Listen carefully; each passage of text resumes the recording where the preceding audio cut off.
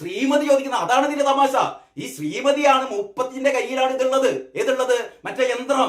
ഈ യന്ത്രമുള്ള മുപ്പത്തി ചോദിക്കാണ് നിങ്ങളെന്താ വാ തുറക്കാത്തത് ചോദിക്കുന്നത്. അപ്പം പ്രിയങ്ക ചോദിക്കും ശ്രീമതിയെ വാ മറ്റേ യന്ത്രം കൊണ്ട് വാ നമുക്കൊന്ന് പോയി നോക്കാം എന്നൊരു പക്ഷേ പ്രിയങ്ക ചോദിച്ചിട്ടുണ്ടോ എന്ന് എനിക്കറിയില്ല. പ്രിയങ്ക ശരിക്കും ചോദിക്കേണ്ടതാണ് കേട്ടോ.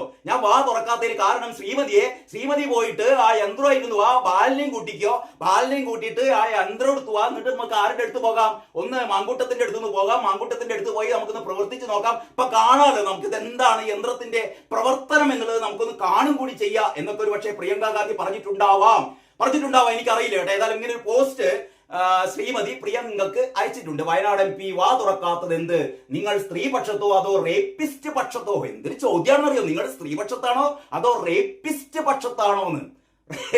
റേപ്പിസ്റ്റ് പക്ഷം, റേപ്പില് മാസ്റ്റർ ഡിഗ്രി നേടിയ ആൾക്കാരാണ്. ഞാൻ ഓരോരാളുടെ ഇങ്ങനെ പേരെടുത്ത് പറയുന്നില്ല, നിങ്ങൾക്കറിയാം. റേപ്പില് മാസ്റ്റർ ഡിഗ്രി നേടിയ മൂക്കിന്റെ പാലം വരെ അടിച്ചു തെറിപ്പിക്കപ്പെട്ട